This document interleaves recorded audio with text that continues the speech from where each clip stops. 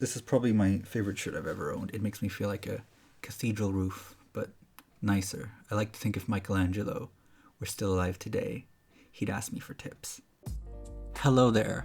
I'm still alive. I am back from the dead for the I don't know which time this is. However, I have a lot of free time this semester, so I'm thinking I'm gonna be able to do this more often. Spoiler alert, I've filmed more things than just this, so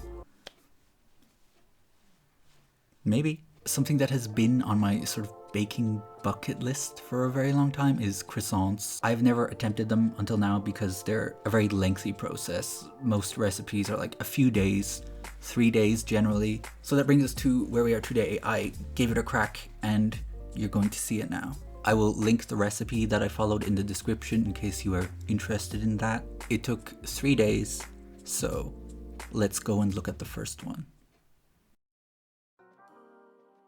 So here we are, it is day one, which is actually night one because it's nighttime. Most recipes suggest that you make the actual dough an evening, then you can let it sit overnight and get back to work on it the next morning. So that's what I'm gonna do. Something I do appreciate about the croissant making process is that this part, the very technical part where you have to measure things and make the dough and all that, is over and done with first thing, and the entire rest of it is just resting and folding and rolling. I don't mind all that stuff, so I think I'm gonna have a good time. The ingredients are pretty straightforward as well, actually. Just flour, sugar, water, milk, soft butter, salt, and yeast. There are many different kinds of yeast that you can use to bake with. I'm using instant yeast. It doesn't need to be proved in water or milk or anything. It doesn't need to be activated. Basically, I can just throw it in and it'll work. So I'm just gonna put all the ingredients into the stand mixer basically with the dough hook attached and beat it on a low to medium speed for about 3 minutes until the dough kind of holds together and peels away from the side of the bowl. You'll kind of be able to see what that means. It also shouldn't really stick to anything when you, say, put it against the counter or your hand. But it also doesn't need to be kneaded that hard. You don't need too much stretch or anything because that will make it really difficult when you're rolling it out to laminate it later because it will just bounce back. So if you watch this, I can slam the dough onto an unfloured counter and lift it just fine, no problems. You can see that the gluten is kind of developed, but it's not super stretchy or anything. The recipe says low to moderate gluten development, and that is what that looks like to me. But I could be wrong. Don't forget, I have not made these before. I did have to go in with my hands to kind of finish the kneading because I don't think this recipe was made with mini stand mixers in mind, but this is actually pretty handy to do by hand. I didn't mean for that to be a pun. I am so sorry. Please come back. Don't. Anyway, I'm gonna form this into a disc and wrap it up and put it in the fridge.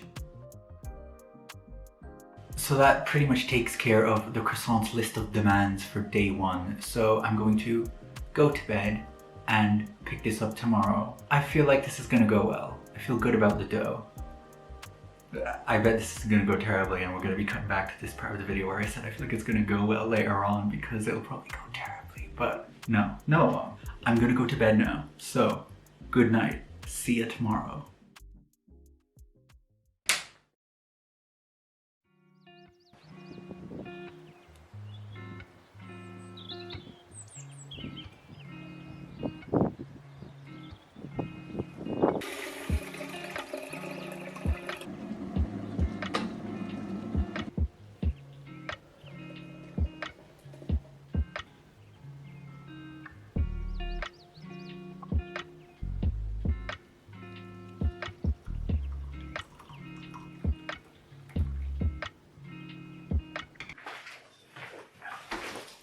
Good morning. So day two is where most of the manual labor is going to be happening, so I'll be doing a lot of rolling today. It's not particularly warm today either, which is ideal because while making croissants, I'm going to have butter out of the fridge in the room being rolled a lot of the time, and I don't want it to melt, which is also part of why I decided to do this now while it's still January and it's still cold. Obviously, before any of the actual rolling can begin, I need to make the slab of butter, which is going to go inside the dough.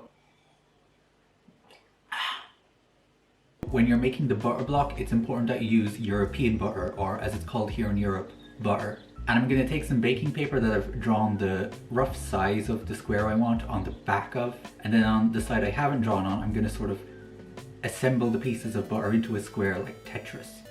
Then I'll take another piece of baking paper and I'll lay that on top, and then I will beat it. Basically, I want it to kind of fill the size of the square, maybe go over, because it's going to, it won't be perfect at first. But after that, you can actually slice off the excess edges, put them back in the middle, and then roll them down back into it. So you have perfect edges with no waste. Also, I'm going to I saw this in a Joshua Weissman video, I'm going to sort of wrap the edges of the paper up to make the size square that I need. And then I'm going to actually kind of roll the butter into the corners to fill it out to get it perfect. And then once the butter square is done, it just goes in the fridge and we can move on to the dough.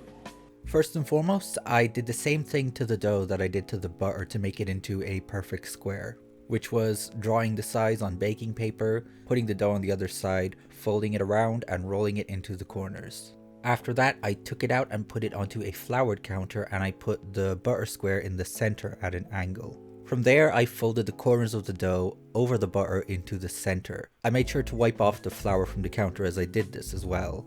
And as I brought them together, I tightly pinched the dough together with my fingers to close up all the gaps and secure the butter inside. Once the edges are sealed and the butter is completely covered, it is time to begin laminating. I started to roll the dough from the center out towards the edges, not particularly aggressively. So I was making it longer, but the width stayed about the same as it was. I did have to turn it at one point because I needed more counter space. And ultimately the aim was to get it about 3 times its original width. Then at this point I took one side and I folded it in about 1/3 of the way, like a business letter. Followed by putting the other side on top, and after one gentle roll just to press them together a little bit, the first turn was complete. After that, I wrapped the dough back up in cling film, gave it one more gentle pat to thank it for cooperating with me, and then I put it back into the fridge for about half an hour. Each time that you roll out the dough and then fold it on top of itself and then put it in the fridge, that is called a turn. So there are 3 turns in this recipe, and what you just saw was the first turn. After 30 minutes in the fridge, I took it out, rolled it again, folded it, wrapped it up, and put it in the fridge again. That is the second turn. And then the third one, same thing, roll, fold, fridge. 3 turns leaves you with 27 layers of butter in your dough. Some recipes fold in different ways, some of them have more turns. I know Julia Child's one is the same kind of turns that I did, but there's a 4th one which makes, I think, 81 layers of butter. But I just wanted to stick with the one recipe that I was following and commit to that and not mess around too much, especially not for like my first time making them. Anyway, I did 3 turns. That's the point I'm trying to make here. And after the 3rd one, I left it in the fridge overnight until day 3, which is when actual croissants finally make an appearance.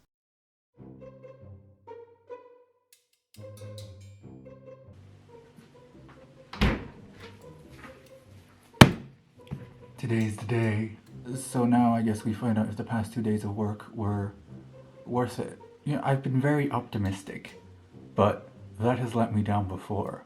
I feel like I'm doing well, but there might be people seeing this who've made croissants before who've been screaming, "No, why are you doing that? What are you doing?" when I've been doing things that I thought were perfectly normal and fine. So this is the part where we find out. I mean, whatever happens at this point, I'm gonna have something baked that is made of butter and sugar and everything that's in this that will be edible in some capacity. So either way I win.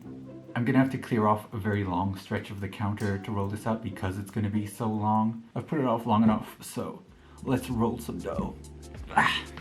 For the last and final roll of the entire process, I just took the dough, placed it out onto a floured counter horizontally, so the longest way across, practiced my new drumming routine that I've been working on, I think it's going to be big, and rolled out the dough until it was about 1 meter long. This will take a little bit of patience because the entire rolling process has developed the gluten, so now it will get stretchier than it ever has before, but I got there. At this point I made small incisions along the top of the dough, each about 5 inches apart, and then on the bottom I made incisions at the halfway point between these. This might sound a bit confusing because you can't see what I'm doing yet, but it will make sense. Then, using a handy dandy pizza roller, I joined up the marks and I cut out a series of triangles. Each one of these triangles soon would become a croissant. To shape a triangle into a croissant, I elongated the end of the triangle slightly by very gently rolling it, and then I made an incision in the middle of the long edge. Apparently this helps it bake more evenly. Then I rolled the two corners out slightly away from this cut and then just rolled up the dough snugly in one motion. And that is kind of all there is to it. I filled some of them with Nutella as well. My plan was to do half plain croissants and half Nutella ones, but I ended up, I think, only making 3 plain ones because I have a sweet tooth. And I made use of the scrap dough as well. Nothing needs to be wasted. Just rolled some chocolate into it and made tiny pan au chocolat looking thing. I placed each of these croissants onto a baking tray with the small point facing downwards onto the tray so that they wouldn't uncurl later on. And then after a light egg wash, I left them to prove inside a switched off oven because it's draft free for about 2 hours until they became more puffed up.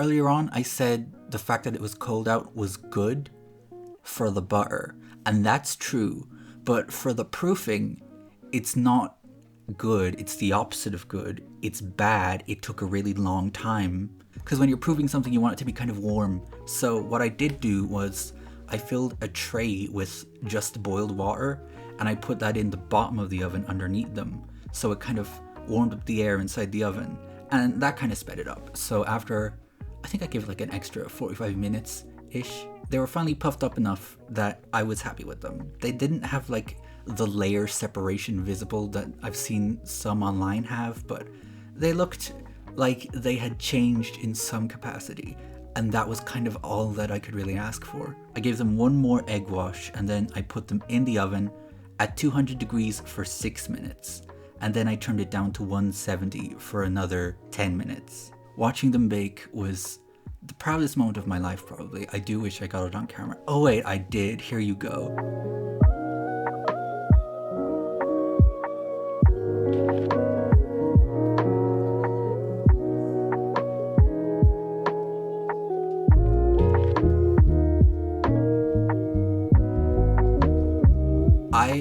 I'm probably more proud of these than, I would say, everything I've done since I was born. They had the right shape, they had a nice color, and when I cut them in half, they had that spirally cross section that I really wanted them to have, which was great. Obviously they were not perfect, but they were croissants, and that was what I was aiming for, so mission accomplished.